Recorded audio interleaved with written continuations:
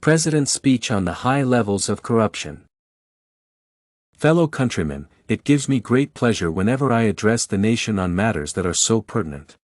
I am going to address the issue of high levels of corruption that has become so rampant. As a nation, our reputation and future success are critically dependent on compliance, not just with the law but also with our own very high standards. A good name of integrity comes after a very long and difficult struggle but can ruin within a second as a result of a single instance of corrupt dealings. Today, I will put more emphasis on political corruption. In this age, all things are controlled by the decisions made by a few powerful people in any society, which are mostly the politicians controlling the government. They resort to misuse power for personal gains such as money, luxuries, or even more power. This deprives us of opportunities to thrive in efforts to building the nation. I am saddened by the widening gap between the poor and the rich. Our traders and the government are all involved in corruption and has become a give-and-take deal.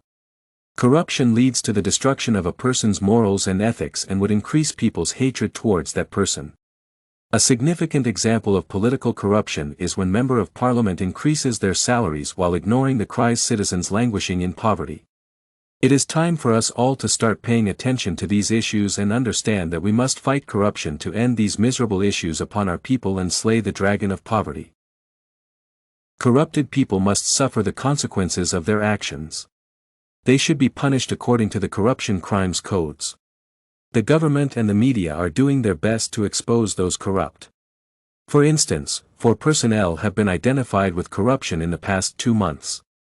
They include a minister, deputy minister, permanent secretary and head of a government corporation have been dismissed. Also, they were arrested and charged appropriately. I believe that change comes from within us. If we are willing to step up the fight against corruption, we should take initiatives, make sacrifices, and perhaps try to influence people and future generations to put pressure in the face of corruption. I thank the media and the civil societies that have kept a vigilant eye on the government. Our newspapers and televisions are candidly revealing hidden cases of corruption. Such kind of reporting is exerting pressure and drawing attention to these cases. The demonstrations by civil societies have proved to be effective methods, and as I stated earlier, it's all about making sacrifices and initiatives towards these methods, to eliminate corruption.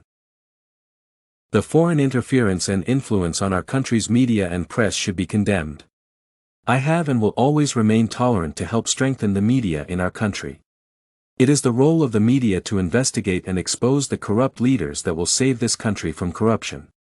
This move will make government officials cautious about corruption for fear of exposure. In all this, my government will keep supporting the media. It is because of patriotism, honesty, and sincerity that I urge all us to take the initiative and fight corruption. To enhance this integrity, our media and press should be protected from any foreign interference. As the president of this beloved country, I am in favor of the freedom of the media. Our media ought to be free and self-regulating.